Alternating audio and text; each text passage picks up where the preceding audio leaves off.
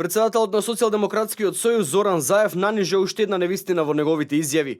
Изјавата на Заев на средбата со министерот за внатрешни работи на Израел Силван Шалом предизвика дипломатски скандал и сериозно го наруши не само кредибилитетот на првиот опозиционер, туку и меѓународната репутација на Република Македонија кај своите билатерални партнери. По посетата на Израел во октомври 2015 година, Заев за македонските медиуми изјави дека покрај разговорот со Шалом за продлабочување на соработката меѓу двете земји, се сретнал и со израелската тајна служба Мосад, со кој разговарал за скандалот со прислушувањето, а при тоа му биле дадени и материјали за наводни криминални набавки на македонската влада. Шалом преку соопштение до медиумите ја демантираше ваквата изјава на Заев, потенцирајќи дека лидерот на СДСМ не добил никакви материјали, ниту пак се разговарало за така наречените бомби. Средбата со Зоран Заев беше кратка и куртоазна. На неа разговаравме исклучиво околу потребите за подобрување на односите меѓу Израел и Македонија. На средбата не се разговараше за било какви безбедносни или финансиски прашања, ниту пак за внатрешните работи во Македонија. Стои во демантот на Шалом, кој до медиумите го достави израелскиот амбасадор Дан Оријан. Дека ова не е првпат Заев да зборува невистини во јавноста, говори и аферата со личните карти на Фокус.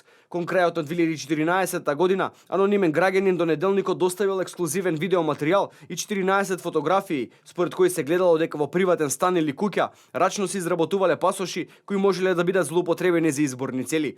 Сепак брго се откри дека станува збор за домот на Зехир Бекири Чауш, за кого впрочем Заев и сам призна дека е член на Социјалдемократскиот сојуз и негов сопартиец. Заев преку портпаролот на СДСМ Петре Шилегов негираше и дека имал било каква соработка со Зоран Верушевски пред објавувањето на случајот Пуч, за неколку дена потоа во интервју да потврди дека се познава со Верушевски откако во јавноста излезе писмо од кореспонденцијата помеѓу Заев и Верушевски. Раководството на Социјалдемократскиот сојуз нема блиски контакти со господинот Верушевски. Средби со Верушевски.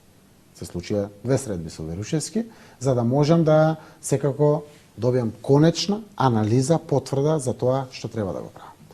Сигурен во својата победа на парламентарните избори во декември, Заев најави дека ќе се повлече од политичката сцена доколку биде поразен на изборите, а истото го повтори и по гласањето, кога изјави дека ако на вака значајни избори се случил негативен резултат, тогаш му завршува политичката кариера.